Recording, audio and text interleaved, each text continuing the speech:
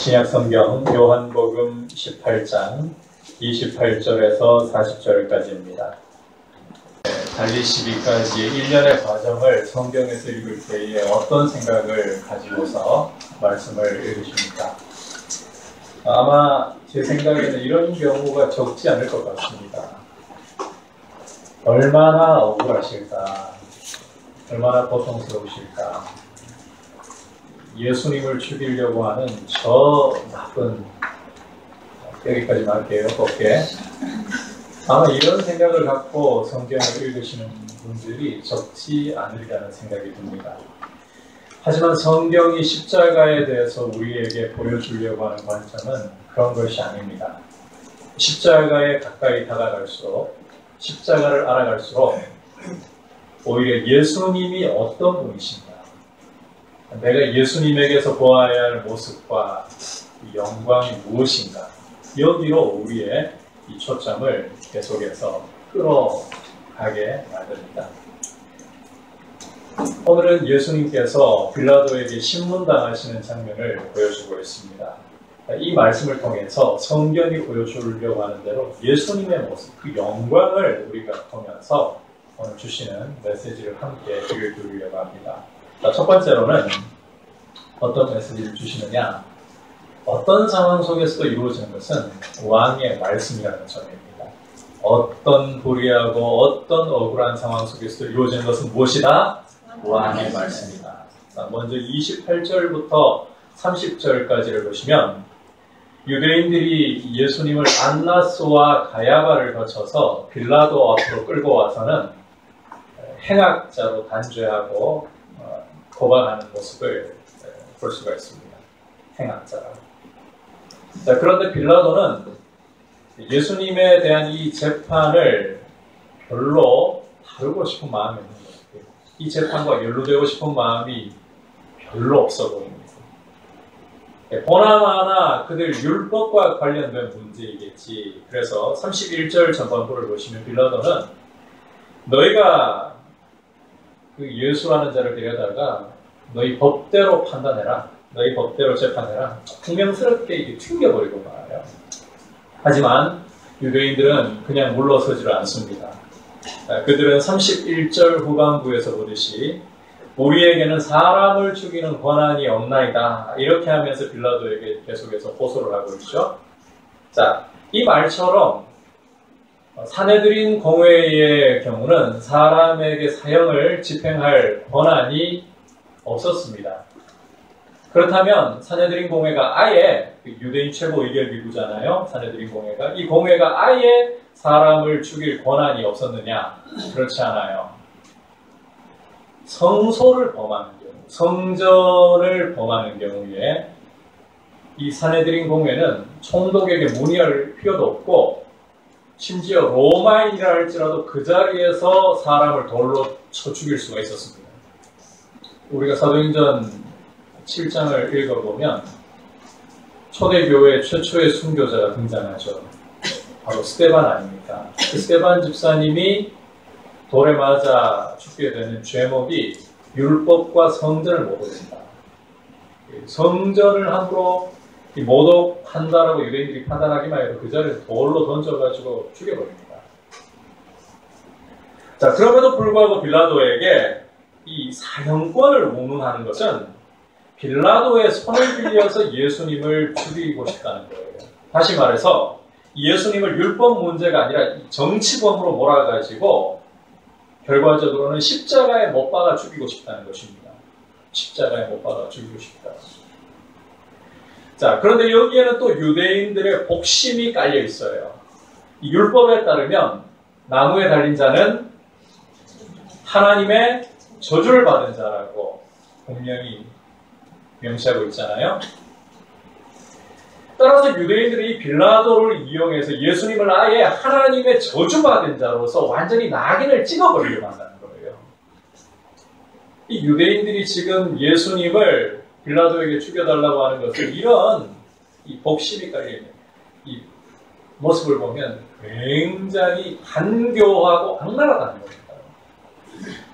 하나님의 백성이라고, 거룩한 백성이라고 자처하는 이들이 이렇게 악랄해요. 하지만 요한은 이와 같은 유대인들의 이런 악한 의도와 악한 요구에 대해서 어떤 설명을 하고 있는가? 참 놀라운 설명을 합니다. 우리 함께 32절을 읽어보도록 하겠습니다. 시작.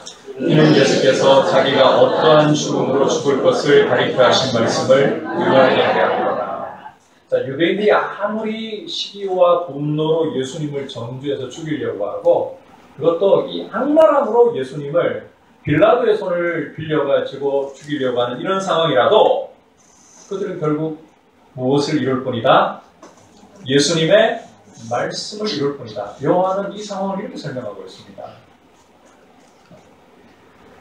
우리가 계속되는 말씀에서 보게 되겠지만 미리 스포를 좀 하자면 예수님은 왕이십니다. 세상이 알고 있는 종류의 왕이 아니라 진리의 왕이십니다. 이 부분에 대해서는 우리가 구체적인 것은 뒤에서 보기로 하고요.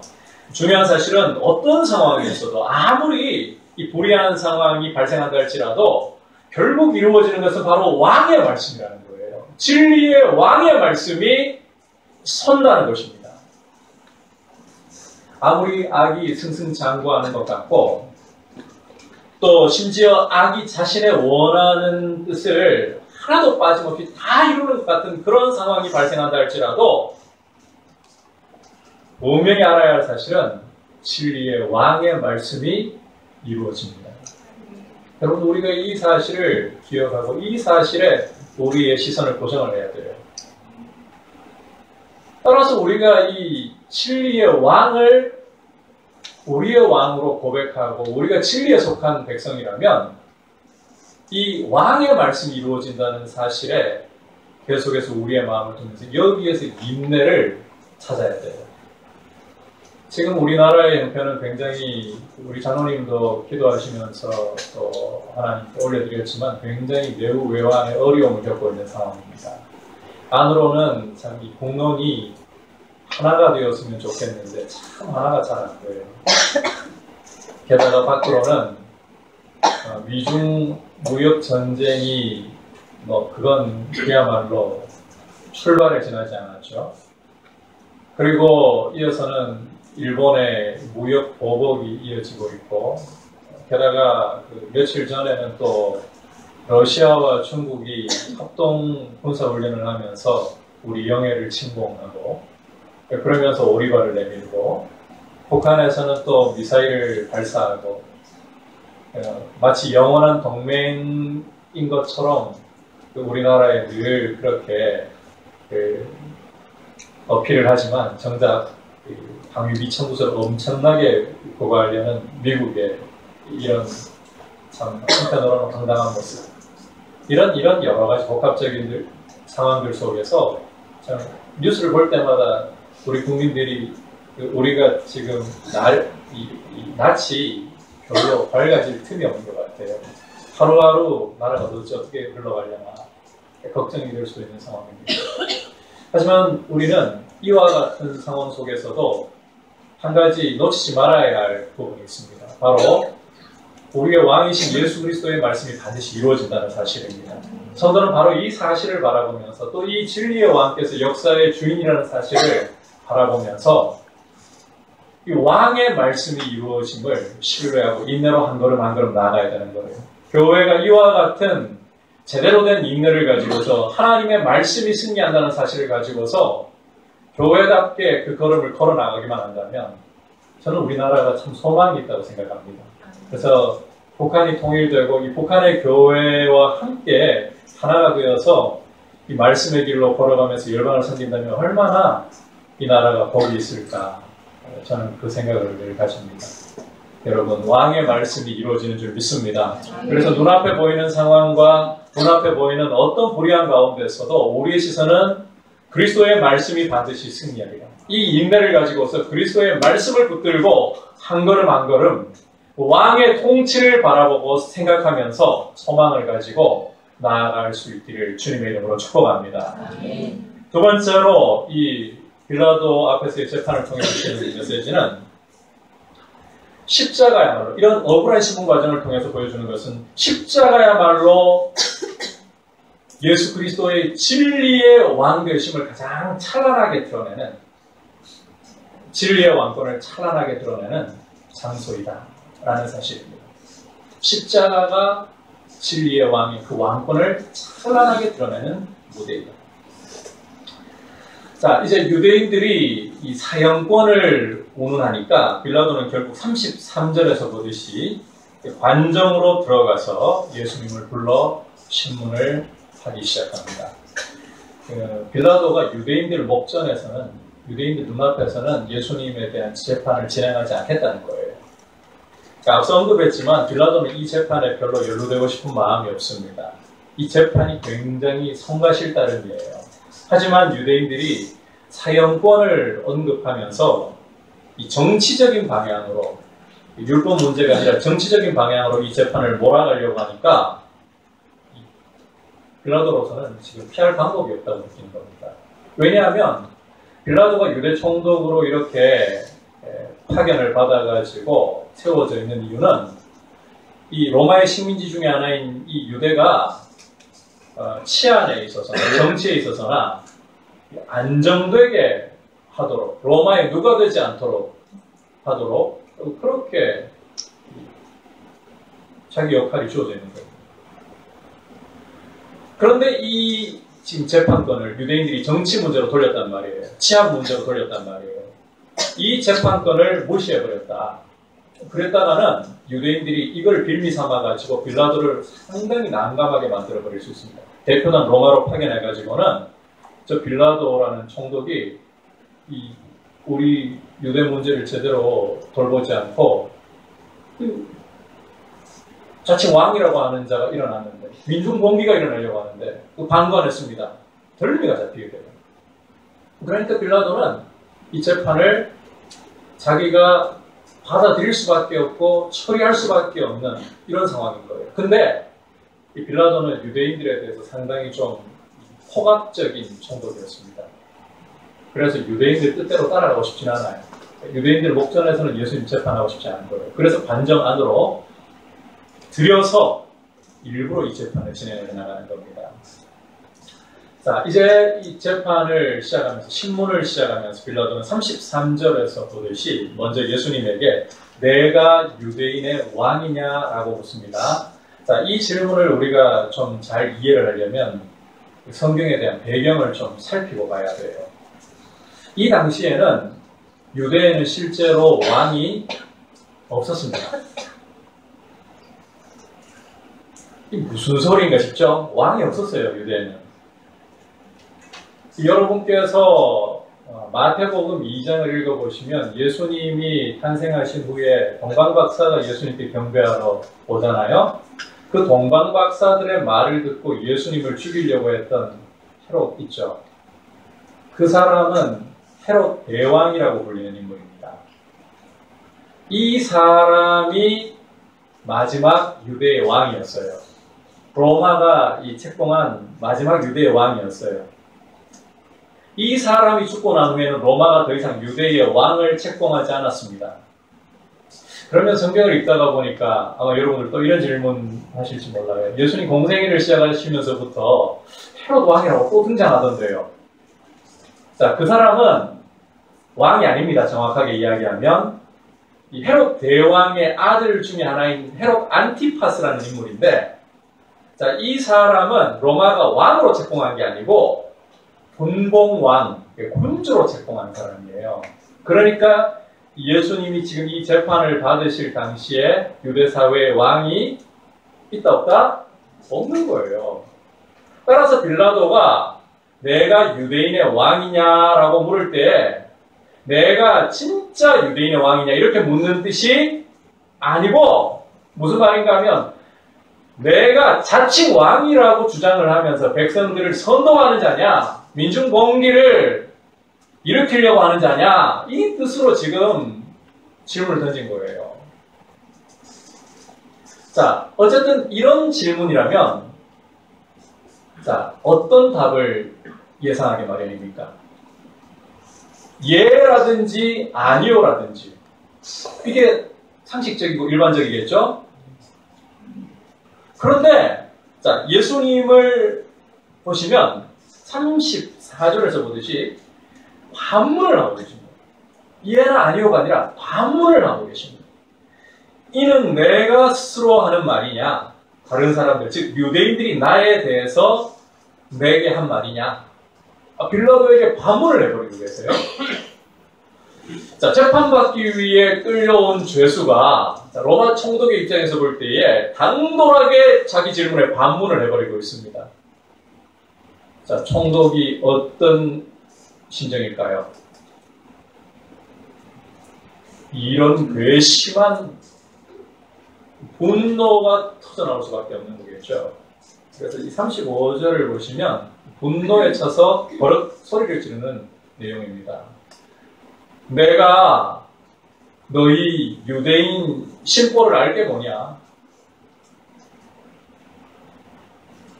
유대인도 아닌데 너희 유대인들의 신보를 알게 뭐냐? 너희 나라 사람과 대제사장들이 너를 나한테 넘겼는데 도대체 너라는 자는 무슨 짓을 벌린 거냐? 버럭 소리를 지르면서 화를 내면서 지금 이렇게 말을 하고 있는 거예요.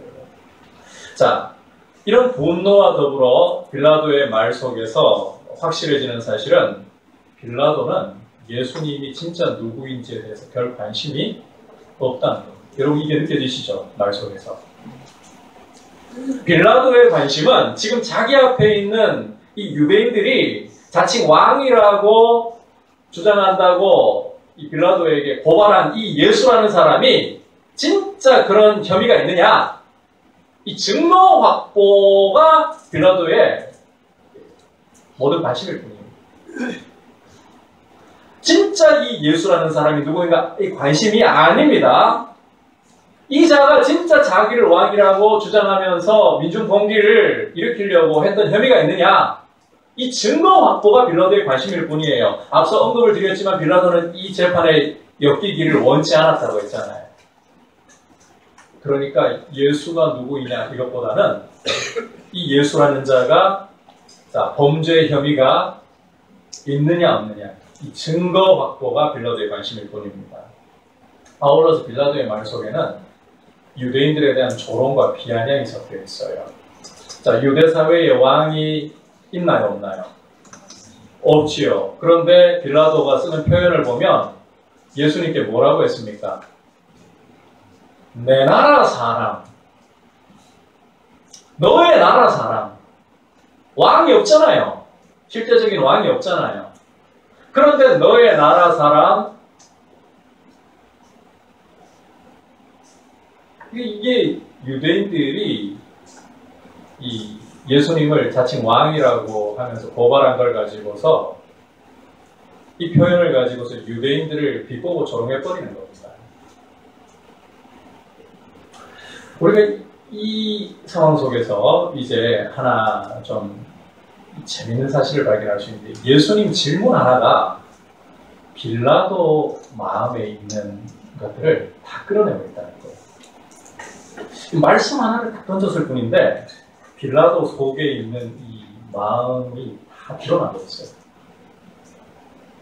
빌라도가 예수님에 대해서 실제 누구인지 관심이 없다도 드러나고 있고 그가 원하는 것은 범죄 혐의가 있느냐 이 증거 확보를 원할 뿐이라는 사실도 드러나고 있고 빌라도가 유대인들에 대해서 얼마나 멸시하고 있는가 비아냥되고 있는 게 이것도 드러나고 있고 예수님의 말씀은 사람 마음을 드러나게 만들어요. 빌라도라서 그런 게 아니라 예수님이 그냥 한마디씩 딱 던지실 때 우리가 복음서를 읽어보면 많은 말씀을 던지실 필요도 없어요. 성령의 지혜로 한마디씩 딱 던지시는데 그 말씀은 사람 속에 있는 것들이 다 드러나도록 사람 마음을 판단하고 드러내는 그런 역할을 해버립니다. 이걸 보면 지금 예수님이 억울하게 재판을 당하고 있는 상황이지만 오히려 사람의 마음을 드러내는 진짜 재판장이시구나. 이분이 심판주구나 하는 사실을 우리가 엿볼 수가 있는 거예요. 따라서 이 재판이 수동적입니까? 아니면 아버지 뜻을 따라서 자신을 내어주시는 적극적인 십자가의 걸음입니까? 이것은 적극적인 십자가의 걸음이라는 거예요. 이 사실을 우리가 여기서 엿보아야 되는 거예요. 아울러서 이렇게 빌라도의 마음을 드러내신 후에는 빌라도의 표현을 빌려가지고서 이제 예수님이 자신의 정체를 본격적으로 드러내기 시작하십니다. 36절 함께 읽어보겠습니다. 시작.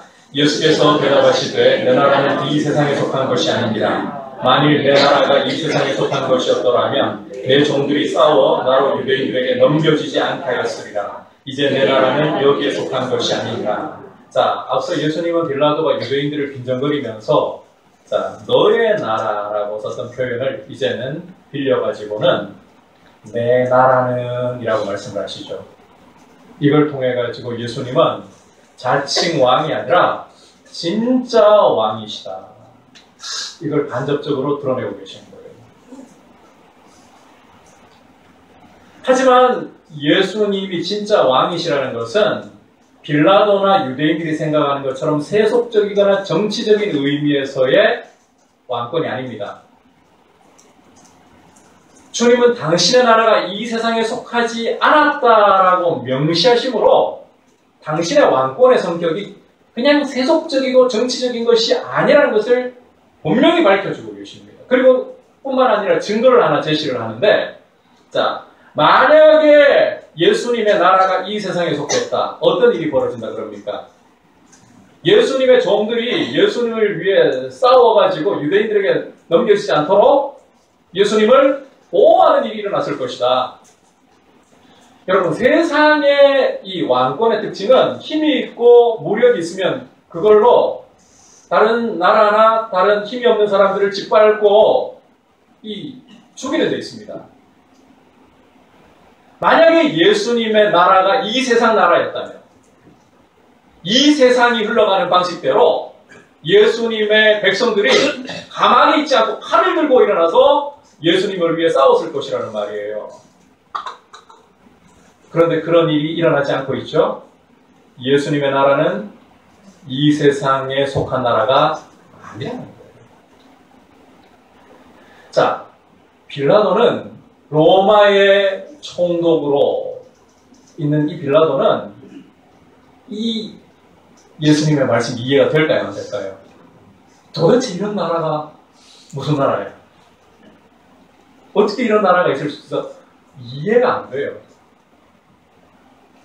세상의 권력과 힘으로 이 안목이 완전히 사로잡혀 있는 사람의 입장에서는, 이 시야가 그렇게만 만들어진 사람의 입장에서는 절대로 이런 신령한 나라가 이해가 안 되는 거예요. 그러니까 자, 어떤 질문을 하느냐. 37절 머리 부분을 보시면 그러면 내가 왕이 아니냐? 이렇게 묻는 거죠. 자, 일단 예수님의 혐의가 벗겨진다라고 생각을 하면서 내가 왕이 아니냐? 자칭 왕이라고 칭하는 자가 아니냐? 자, 이제 이 빌라도의 물음에 대해서 예수님이 대답하시는 내용이 오늘 말씀하신 백미입니다. 가장 중요한 내용입니다. 함께 37절 예수께서부터 보겠습니다. 시작. 예수께서 대답하시되 내 말과 같이 내가 왕이니라. 내가 이를 위하여 태어났으며 내가 이를 위하여 왔나니 곧 진리에 대하여 증언하려 하리라. 무릇 진리에 속한 자는 내 음성을 듣느니라 하시는데, 자, 빌라도가 내가 왕이 아니냐? 그러면 내가 왕이 아니냐? 그러니까 예수님이 이렇게 대답하시는 거예요. 아니, 나 왕 맞아. 나 진짜 왕이야. 너의 말대로 나 진짜 왕이야. 내가 왕으로서 이 세상에 왔고 실제로 왕이야. 그런데 자, 예수님의 왕권에 대해서 빌라도가 이해를 못하고 있죠. 그러니까 이 왕권의 성격을 다시 강조하시는데, 빌라도 생각처럼 왕권이라는 것은, 예수님의 왕권이라는 것은 세속적이고 정치적인 것이 아니라 진리를 증언하는 진리의 왕권이라는 거예요. 그리고 진리에 속해 있는 사람들이라면 왕이신 이 예수님이 말씀하실 때에 그 음성을 듣고 깨닫는다는 겁니다. 자, 이 예수님의 말씀을 통해서 우리가 이 예수님의 왕권을 오늘 제대로 좀 주목하고 이 왕권에 대해서 그 영광을 우리가 볼 수 있어야 됩니다.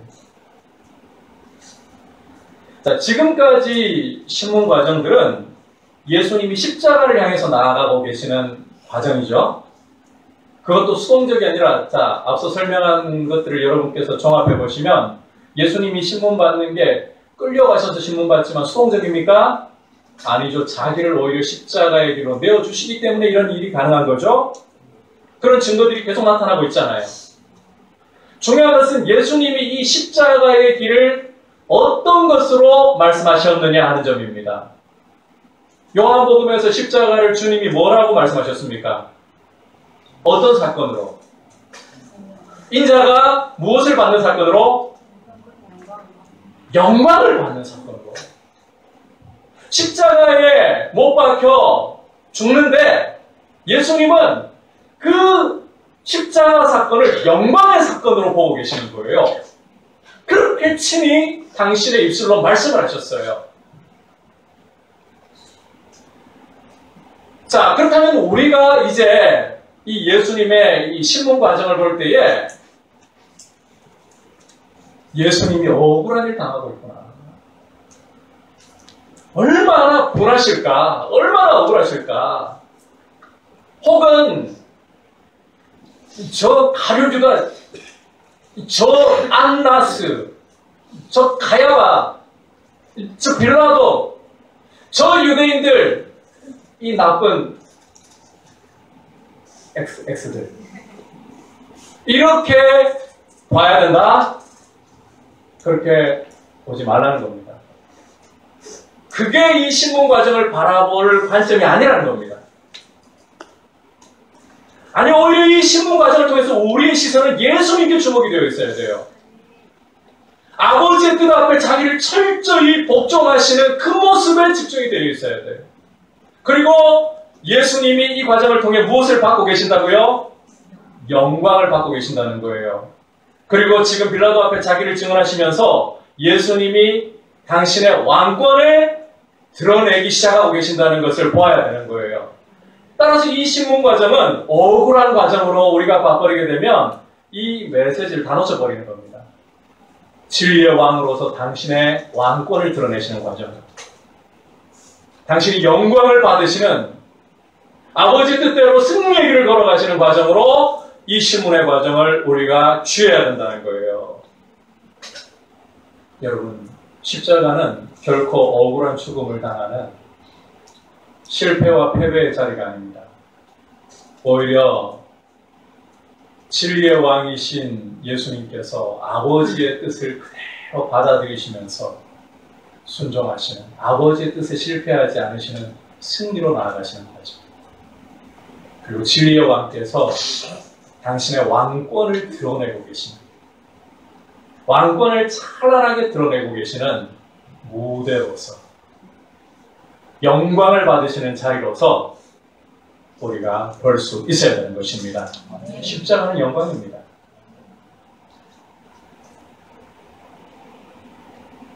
그럴 수밖에 없어요. 십자가가 아니고서는 죄 가운데 매여 있는 인생이 그 죄의 결박을 깨뜨리고 벗어날 수가 없어요. 진리의 왕은 십자가를 통해서 죄 가운데 있는 당신의 백성의 죄의 결박을 깨뜨려 버리시고 하늘 문을 여시고 당신의 백성들을 당신의 나라로, 하늘나라로 되어주시기 때문에 여러분, 십자가를 바라볼 때에 따라합시다. 승리, 영광, 왕권, 이 단어들이 생각이 나야 돼요. 앞서 빌라도에게 당신이 진리를 증언하러 오신, 자, 진리의 왕이라고 증언하셨죠? 그 다음에 한마디를 덧붙이신 내용인데 이게 굉장히 중요해요. 진리에 속한 자들은 어떻게 한다? 내 음성을 듣는다.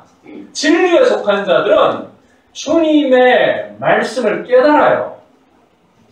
조금 다르게 이야기하자면 십자가를 볼 때에 억울하게 보지 않는다는 거예요. 눈으로 볼 때는 억울함이 있어요. 눈으로 볼 때는 슬픔과 고통이 서려 있어요. 눈으로 볼 때는 실패예요. 그런데 진리에 속한 백성들은 그걸 보는 것이 아니라 그 가운데 아버지 뜻에 순종하시는 그리스도의 승리를 보는 거예요. 그리고 그 가운데 드러나는 왕의 왕권을 보기 시작하는 거예요. 그리고 그 가운데 자기 백성을 죄에서 구원해내시는, 죄의 결박을 깨뜨리고 마귀의 결박을 깨뜨리는 그 왕의 영광을 보기 시작하는 거예요. 이건 진리에 속한 사람만이 가질 수 있는 안목이에요. 시야예요. 여러분, 십자가를 바라볼 때에 여러분은 어떠한 안목으로, 어떠한 시선으로 바라보고 계십니까? 십자가를 그냥 감상적으로 바라보지 마십시오. 십자가 앞에 서면 우리는 예수님을 십자가에 못 박은 우리의 죄 때문에 황공하고 죄송한 마음이 당연히 있어야 할 겁니다. 하지만 이 십자가를 바라볼 때 우리는 이제는 진리에 속한 백성들로서 차원을 달리해서 봐야 됩니다. 이 안에 무엇이 있다고요? 아버지 뜻에 한치의 실패도 없이 순종해 나가시는 예수님의 승리가 있어요. 십자가가 뭐라고요? 승리예요, 승리. 그리고 이 십자가에는 진리의 왕으로서 왕권을 드러내시는 영광이 있어요. 진리에 속한 자는 이걸 보는 겁니다.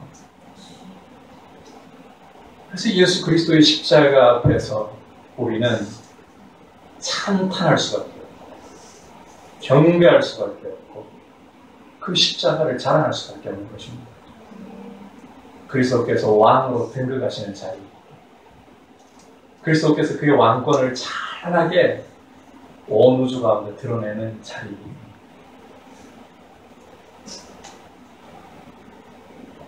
여러분, 십자가가 여러분의 영광이고 자랑이 될 수 있기를 주님의 이름으로 축복합니다. 아멘. 이 진리에 속한 백성인가 하는 이 시금석이 바로 여기 있어요. 우리는 십자가를 어떻게 바라보는가?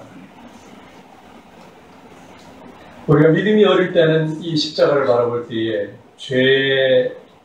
내 죄에 대해서, 내 죄 때문에 십자가에 죽으신 예수님에 대해서 황송함이 크기 때문에 십자가를 생각할 때 슬픔, 죄송함, 또 십자가를 우리가 묵상해야 할 때마다 얼굴에 왠지 모르겠지만 이 웃음을 띠면 찬송을 터뜨리기에는 왠지 모르게 부담이 되는 이런 부분들이 있을 수가 있어요. 그러나 우리가 하나님의 말씀을 알아가고 십자가를 알아갈수록 말씀을 통해서 우리 눈이 열려서 십자가에 나타나는 이 왕의 영광을 자꾸 볼 수 있어야 돼요. 그래서 우리 죄 때문에 황송하지만 진리의 백성들은, 진리에 속한 백성들은 십자가를 볼수록 감사가 터져나오고 왕의 영광 앞에 찬송이 터져나오고 경배가 터져나오고 이 십자가가 나의 자랑입니다. 십자가만이 나의 자랑입니다. 사도 바울이 외쳤던 것처럼 내가 예수 그리스도의 십자가 외에는 어떤 것도 결코 자랑할 수가 없다. 내가 그리스도와 그의 십자가에 못 박히신 것 외에는 어떤 것도 알고 싶지 않다. 그렇게 십자가를 자랑하고 십자가 앞으로 더 가까이 나아가고 십자가를 나의 길로 받아들일 수 있는 그런 모습으로 되어주시기를 축복합니다. 그래서 예수님의 십자가가 영광의 길이고 왕권을 드러내시는, 그것도 찬란하게 드러내시는, 왕 위에 등극하셔서 그 권세를 드러내시고 영광을 드러내시는 길이라면 그의 백성은 그 길 따라가는 거죠. 세상의 길을 따라가지 않아요. 세상의 힘이 자랑이 아니에요. 세상의 권력이 자랑이 아니에요. 세상의 부귀와 명예가 자랑이 아니에요. 십자가가 자랑이 되는 거예요. 이게 하나님 백성의, 진리의 백성의 특징이어야 되지 않겠습니까? 그런 은혜 가운데 있기를 축복합니다. 그래서 우리가 돈 좀 있다고 그거 가지고 남들에게 나를 내세울 것도 없어요. 진리에 속한 백성들은 남들보다 더 똑똑한 머리를 가지고 있고 이 가방끈이 더 길다고 자랑할 것도 없는 거예요. 왕의 영광이 우리의 자랑이고 그 왕의 길을 따라가는 게 우리의 자랑이고 말씀을 따라 자기를 부인하고 십자가의 길을 걷는 것을 자랑할 수 있기를 축복합니다. 아멘. 자, 이제 마지막으로 이 메시지를 통해서 주님은 우리를 십자가 앞에 세워서 우리가 어떤 선택을 할 것인가 도전을 주고 계십니다. 이 십자가 앞에서 보니까요, 그런 말씀이 구체적으로 없는데 사람들이 나뉘어버리고 있어요. 확실히 나뉘어버리고 있어요. 여기서는 지금 진리에 속한 백성들의 모습은 따로 오늘 보여주고 있지 않지만 진리에 속하지 않은 사람들의 모습이 그냥 확 드러나 보여요. 자, 이제 빌라도가 예수님이 죄 없음, 반란 혐의 없음, 이걸 확실히 알았잖아요. 반란 혐의가 있으면 누구라도 예수님을 위해 싸워야죠. 아무도 없잖아요. 혐의 없음. 그래서 이제 유대인들에게 나가가지고 내가 나사렛 예수라는 자를 보니까 죄가 없다.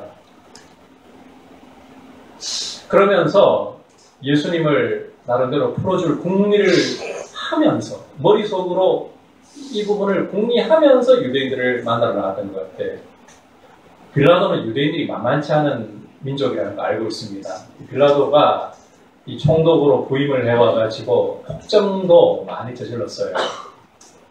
누가복음에도 그런 기록이 있는데 갈릴리 사람들의 피를 제물에다가 섞은 그런 짓을 벌린 적도 있고 성소를 모독하는 짓도 저질렀어요. 그래서 이 빌라도에 대해서 유대인들이 만만치 않게 저항을 했습니다. 그런 경험이 있기 때문에 이 유대 민족, 히브리 민족, 유대인들은 만만치 않은 사람들이다. 예수님을 무죄로 선언을 해야 되는데 지금 행악자라고 단죄하면서 자기에게 재판을 요청했잖아요. 이 사람들을 어떻게 설득하지? 그렇다고 유대인들을 따라갔다가는 자기 체면도 안 서고 나중에 이것도 추궁당해버리면 반란의 혐의가 없는 사람을 반란죄로 몰아가지고 유대인 원대로 했다가는 총독의 자리에 들어와요. 어떻게 풀어줘야 잘 풀어주는 걸까? 그러면서 공리를 하면서 이게 있구나. 39절을 보시면 뭘 이용해가지고 죄수를 풀어주는 전례가 있었습니까? 명절, 6월절을 이용해가지고 죄수를 풀어주는 전례가 마침 있었던 거예요. 유대사회에. 전임 총독들이 계속 그런 전례를 가져왔다는 거예요. 우리로 치면 8.15 특사, 6월절 특사를 이용하면 되겠구나. 특별사면, 그죠? 이걸 이용하면 되겠구나. 잘됐다. 그러면서 자, 내가 유대인의 왕이라고 하는 예수를 풀어줄까? 너희 6월절 아니냐? 6월절 특사로 풀어줄까? 유대인들도 어차피 6월절 특사로 누구 하나는 풀어주는 게 전례니까 그러면 어쩔 수 없이라도 받아들이지 않겠어요? 그 계산으로 딱 제안을 하는데 무슨 일이 벌어졌습니까? 40절 보니까 어떤 요구를 유대인들이 하고 있습니까? 우리는 예수가 아니라 누구를 원한다? 바라바를 원한다. 그런데 이 바라바가 요한 1서를 보니까 누구입니까? 강도예요, 강도. 자, 그런데 우리가 생각하는 강도 아닙니다. 이 성경을 우리가 잘못 읽으면 이게 남의 집에 칼 들고 들어와가지고 이 강탈에 가는 그 강도로 생각하는데 이 강도는 그런 강도가 아니에요. 로마에 대해서 민중 반란을 일으켰던 공기를 진짜 이 사람이 그런 사람인 거예요. 바라바가. 그러면 원래 이 사람 풀어주면 되나요, 안 되나요? 안 돼요. 로마 입장에서도 가만둘 수 없는 사람이에요. 유대인들도 알아요. 그런 사람도 유대인들이 제일 싫어했잖아요. 유대인 지도자들이. 그런데 이들은 바라바를 원하고 있어요. 진짜 바라바를 원했던 걸까요? 아닙니다. 예수 아니면 된다는 거예요. 여러분 여기에서 무엇이 드러나고 있습니까? 유대인들의 악랄함이 다 드러나고 있어요.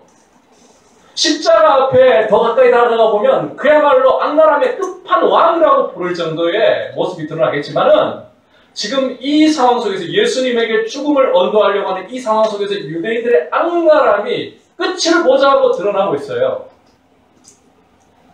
이로써 이들은 무슨 선언을 하고 있는 것이냐? 우리는 진리의 백성이 아닙니다. 겉으로는 유대인입니다. 아브라함의 자손을 자랑합니다. 하나님의 백성이라고, 거룩한 백성이라고 자부합니다. 그런데 그들은 자기들의 실체를 드러내고 있습니다.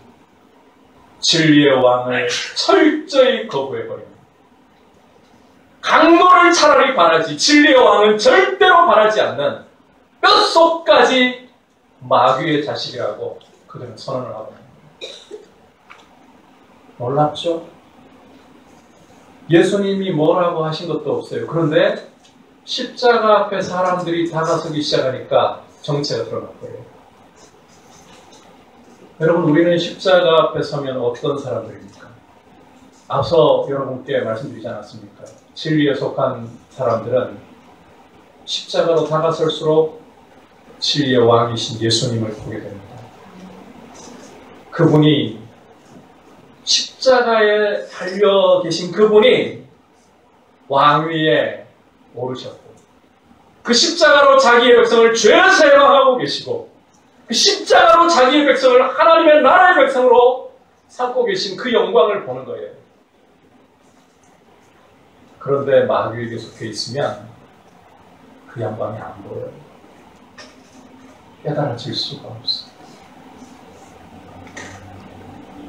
심지어 나사렛 예수, 하나님의 저주받은 자, 이렇게 만들어버립니다.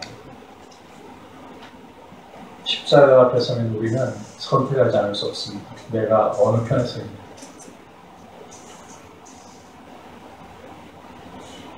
여러분, 돌이켜 죄를 회개하고 예수 그리스도를 진리의 왕으로서, 나의 왕으로서 오신 분들이 되시기를 축복합니다. 교회 안에 모두가 다 진리의 왕에게 속해 있는 진리의 백성이면 좋겠는데 그렇게 생각하는 것은 착각이에요. 교회 안에도 여전히 복음이 필요하고 이 메시지가 필요한 분들이 있어요. 십자가 앞에서 여러분 중립적으로 있을 수 없습니다. 나는 진리에 속하지도 마귀에 속하지도 어디에 속하지도 않은 중립적인 사람입니다. 아닙니다. 둘 중에 하나입니다. 예수님에 대한 무관심도 역시 진리를 거부하는 것입니다. 여러분 어느 편에 서 있기를 원하십니까? 진리의 왕이신 예수님은 죄를 회개하고 십자가에 당신의 백성을 위해 생명 주신 당신의 그 사랑을 받아들이기를 원하면서 믿음으로 나아오면 금호를 내미십니다. 긍휼의 호를 내미십니다. 자비의 호를 내미십니다. 그 호를 만지고 구원에 이르시기를 축복합니다. 그리고 진리의 백성으로서 십자가의 길을 나의 영광으로, 왕을 따라서 십자가의 길을 나의 영광으로 받아들이는 이 길로 걸어갈 수 있기를 주님의 이름으로 축복합니다. 십자가가 나의 영광, 십자가는 왕의 영광이 찬란하게 드러나는 것입니다. 이것이 우리의 법일 수 있기를 축복합니다. 오늘 빌라도 앞에서 신문당하시는 이 장면을 통해서 예수님이 어떠한 분이십니까? 그분의 영광이 어떠한 진리의 왕이시라고 했죠. 자, 첫 번째 메시지는 이 왕의 말씀이 어떤 상황 속에서도 이루어진다는 것입니다. 환경이나 눈앞에 보이는 현실이 아니라 무엇이 이루어진다? 왕의 말씀. 그리스도인들은 이 소망으로 세상을 봐야 돼요. 나라가 아무리 어려워도 이루어지는 것은 무엇이다? 하나님의 말씀이소리라. 여러분, 이 확신을 가지고 우리 나라를 위해서 하나님 앞에 기도하게 되셔야 돼요. 두 번째로, 자, 예수님은 세속적이고 정치적인 왕이 아니라 어떤 왕? 진리의 왕이시고. 자, 이 진리의 왕의 음성을 듣는 사람들은 어떤 사람들? 진리에 속한 사람들입니다. 그리고 이 십자가가 무엇으로 보인다고요? 영광으로, 승리로, 왕권이 나타나는 자리로 보이는 거예요. 그렇다면 이제 어떠한 선택을 할 것인가? 우리 앞에 놓여져 있는 길입니다. 여러분, 어디에 속해 있기를 원하십니까? 함께 말씀을 생각하면서 찬송 드리도록 합시다. 이 시간 함께 말씀을 생각하면서 어떠한 상황이 와도 어떠한 억울하고 어떠한 암울하고 불의한 상황이 와도 이루어지는 것은 하나님의 말씀이고 주님의 말씀입니다. 왕의 말씀이 이루어지기 때문에 나는 인내로 주님의 말씀을 붙들고 이 말씀 앞에 나를 쳐서 복종시켜드리며 이 말씀 따라 나를 부인하는 길을 걸어가기를 원합니다. 그리고 십자가야말로 왕의 영광이 드러나고 왕권이 드러나고 승리가 드러나는 자리이니 이 십자가만을 나의 자랑으로 삼고 십자가를 따라가는 십자가의 길을 걸어가는 주님의 백성으로 더욱더 빚어지게 하여 주시옵소서. 같이